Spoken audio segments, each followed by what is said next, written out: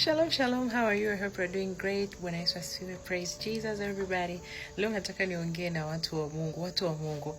Iko hivi, kwenda kanisani ni vizuri. Going to church is very nice, very good.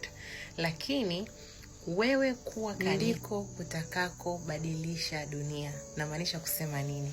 Namaanisha kusema hivi, hauwezi kugusa mataifa kwa kuwa mwaminifu kwa kwenda tu kanisani.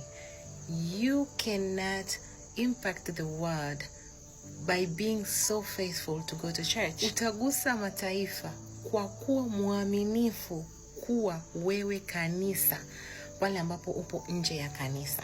It will help you. It will help you sana kuelewa hicho kitu ninachokuambia.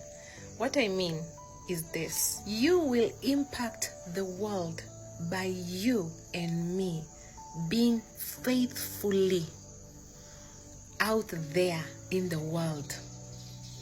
By me and you be the church itself ku impact the world. Yaani neno la Mungu linasema kwamba hivi, tumefanyika kuwa nuru ya mataifa. Inamaanisha kwamba mimi na wewe tukiwa nuru inatubidi tukaangaze. We need to arise and shine, kuwavuta wengi kwa Yesu. So ni jukumu langu mimi na wewe kuweza kuwa kanisa linalotembea, linalozungumza na sio jengo. We all know that kanisa sio jengo.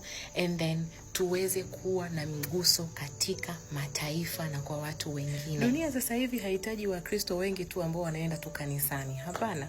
Dunia sasa hivi inahitaji Wakristo ambao watatembea kama Kristo, watatenda kama Kristo, watanena kama Kristo.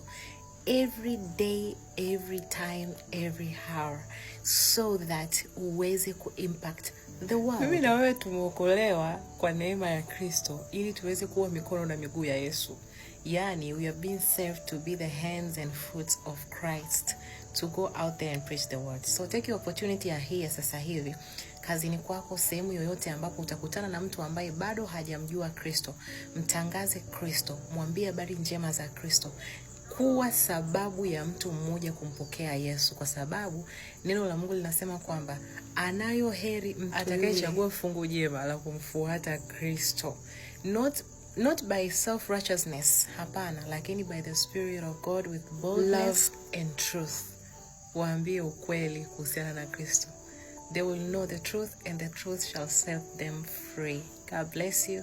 Take your time. Ni tamu yako sasa hivi kunyanyuka na kuangaza.